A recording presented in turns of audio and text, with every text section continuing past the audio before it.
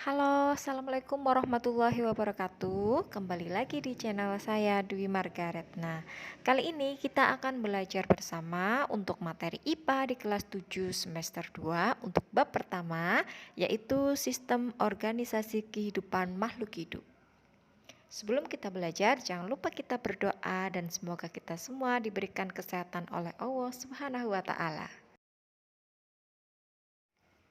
Kita dapat berjalan, kita dapat bernafas, karena di dalam tubuh kita itu terdapat organ yang mengaturnya. Organ itu sendiri terdiri dari jaringan, dan juga jaringan itu tersusun atas ribuan sel.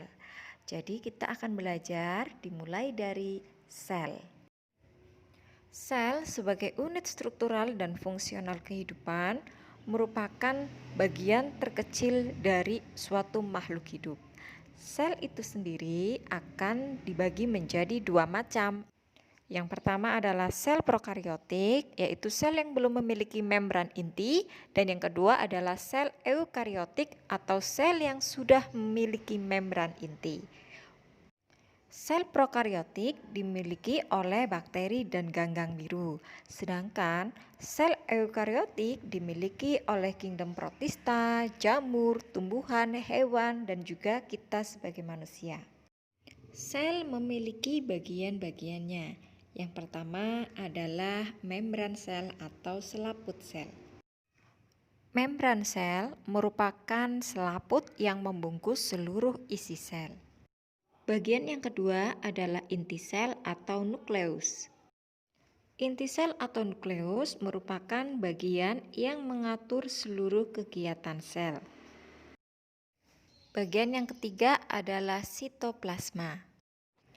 Sitoplasma merupakan cairan yang mengisi seluruh bagian sel.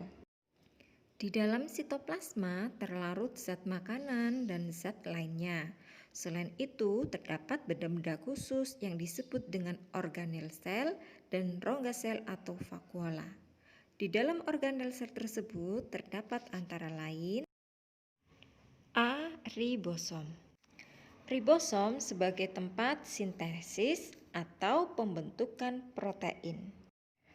B. Mitokondria. Mitokondria sebagai tempat untuk melakukan respirasi sel atau pernapasan sel. Yang C. Badan Golgi. Badan Golgi ini fungsinya sebagai alat pengeluaran.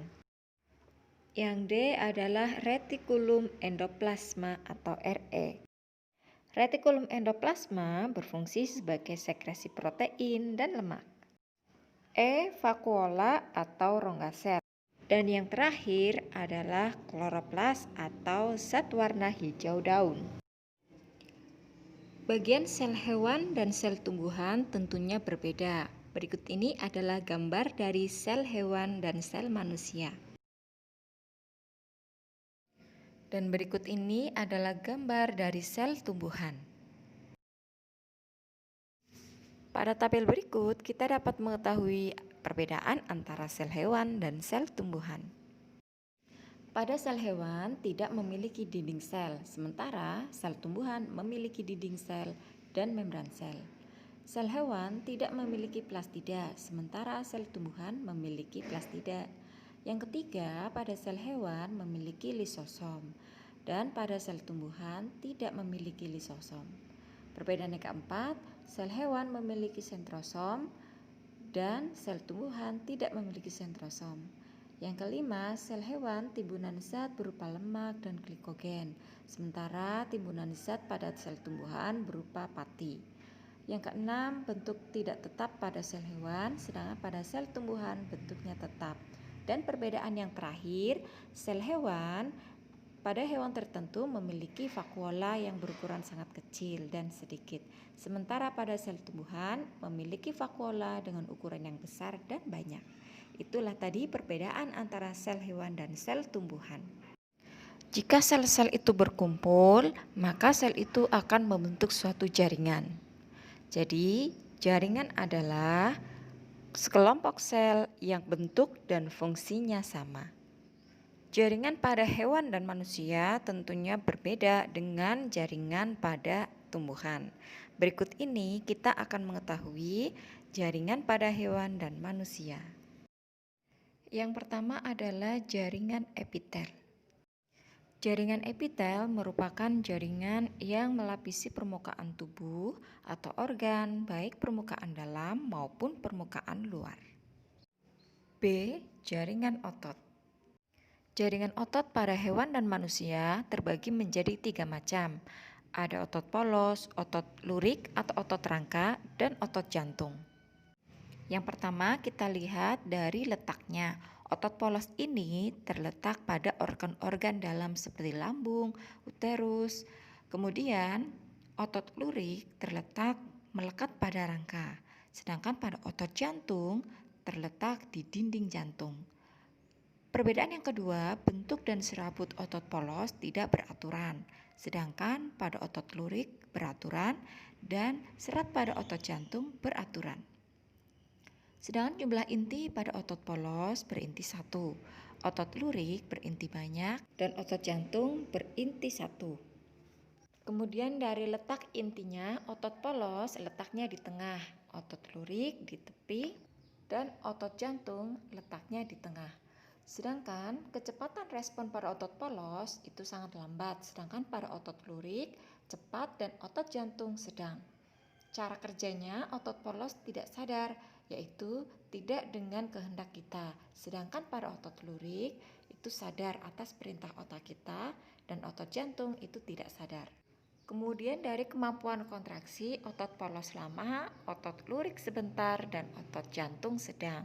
Sedangkan warna pada otot polos, pada otot lurik adalah lurik, dan pada otot jantung adalah lurik. Itu tadi adalah perbedaan antara otot polos, otot lurik, dan otot jantung. Yang C adalah jaringan syaraf.